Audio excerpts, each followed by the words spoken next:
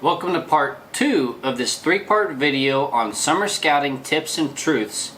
And today we're going to cover what we can locate right now during our summer scouting in preparation for a fall hunt. So stay tuned.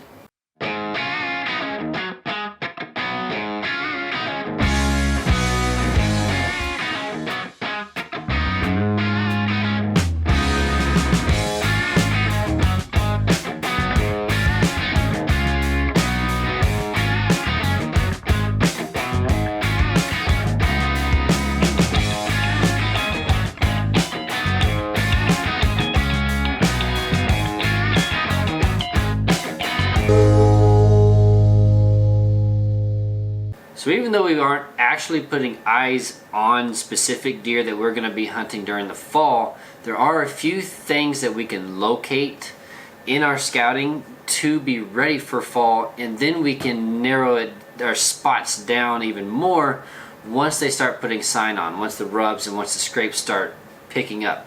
So one of the main things we can actually start looking for is the secluded cover.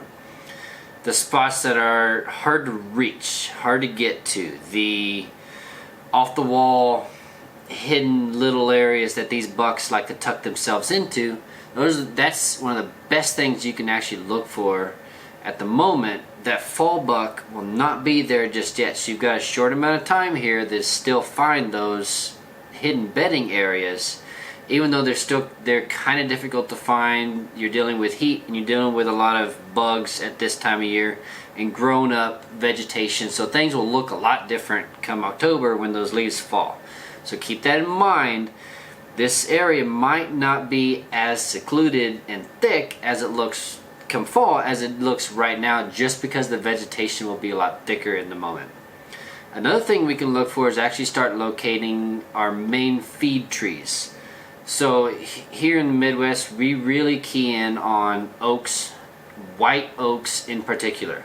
That tends to be a limited feed tree. The red oaks and pin oaks, we can kind of get more numbers, especially the red oaks in the ridges. But occasionally we'll find that white oak kind of spread out throughout the ridge. That's what we want to key in on. You can find those trees now. Know what to look for, do the research so you can identify your trees. Find those feed trees that are secluded close to that cover that you just found.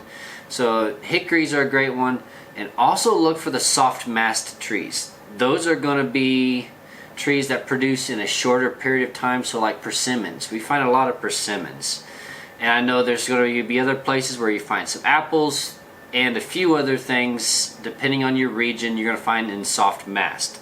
Those are great trees to key in on. We also find some pawpaws, because those are going to be short time producing trees. If you can find a bunch of those trees, wait till they're producing and move in on them, and you can have yourself a really good hunt. So find yourself those key feed trees, and that is what you're going to really want to look for during the fall. Set up on, because those deer obviously are not going to be out in the fields, especially on more pressured lands that we hunt, more public. And if you just don't have a super privately managed property, those deer are just not going to be out in the fields, the big bucks anyways. So find those feed trees, find the cover, and you're going to find the deer will move to them. And that's what we've already got set up. We've already got those spots found, and we're just going to be waiting for those deer to come to us. That's what you want to find. Another thing is to find those spots adjacent to the current crops.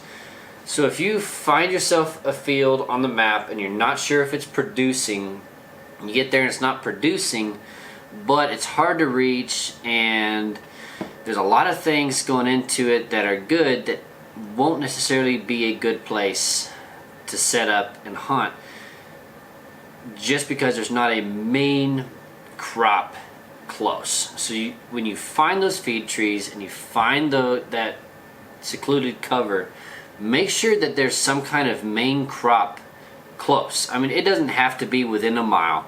Those deer will travel some distance, especially depending on where you're at. The more big woods you get, the longer those deer are going to travel at night to find those crops, and that's just going to be a little bit different depending on your region. So make sure you've got some current crops available.